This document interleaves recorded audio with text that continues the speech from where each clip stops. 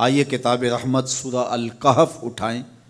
اللہ تعالیٰ نے ایک واقعہ بیان کیا ہے حضرت موسیٰ اور حضرت خضر علیہ السلام کا، کہ حضرت موسیٰ علیہ السلام عزم مصمم کر کے جب چلے تو اللہ فرماتا ہے کہ ہم نے حضرت موسیٰ علیہ السلام کو جس بندے کی نشانی بتائی تھی وہ بندہ ان کو وہاں مل گیا۔ سفید چادر اوڑے حضرت خضر علیہ السلام وہاں لیٹے ہوئے تھے، تو یہ جا کے ان کے پاس کھڑے ہو گئے کہ حضرت میں آپ کی خدمت میں اس لیے آیا ہوں کہ اللہ نے آپ کو جو خصوصی علم عطا کیے ہیں میں ان کو سیکھنے کی غرض سے آپ کی چوکھٹ پہ آیا ہوں۔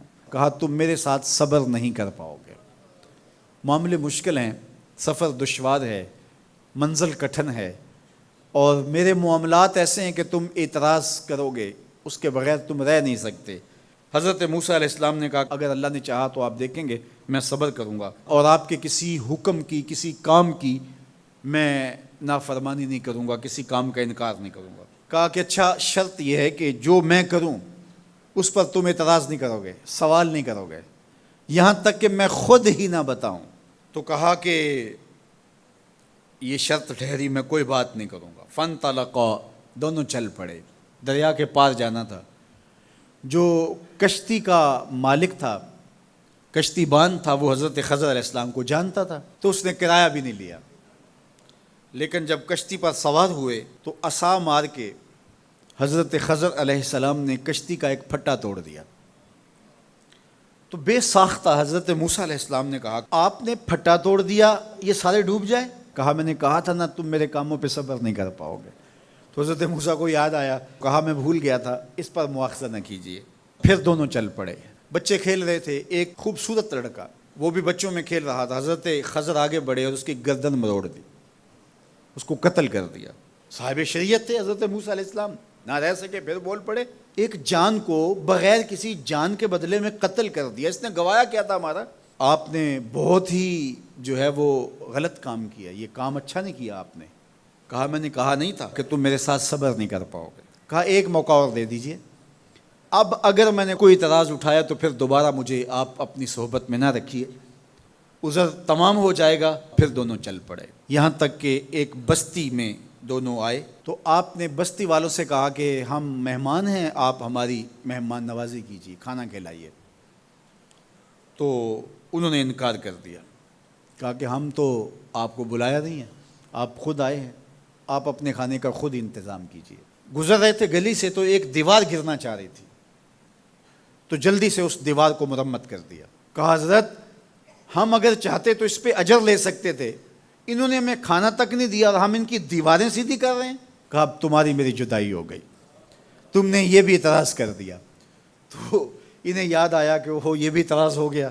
اب میں تمہیں بتاتا ہوں کہ یہ 3 کام میں نے کیوں کیے۔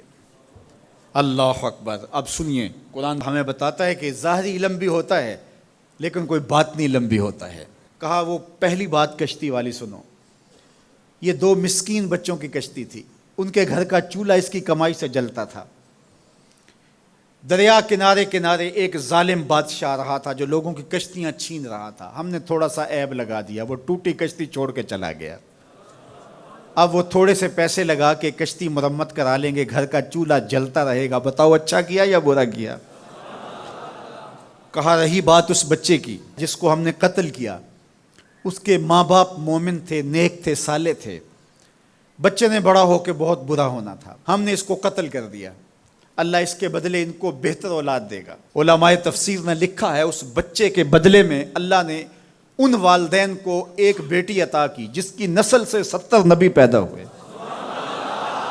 دیوار کی کہانی بھی سن لیجئے، یہ شہر کے 2 یتیم بچوں کی دیوار تھی اور اس کے نیچے ان کا خزانہ تھا، اور ان کا باپ بڑا نیک تھا۔ خزانہ دیوار کے نیچے ہے، دیوار گرنا چاہ رہی ہے، کسی معمولی دھکے سے گر جاتی۔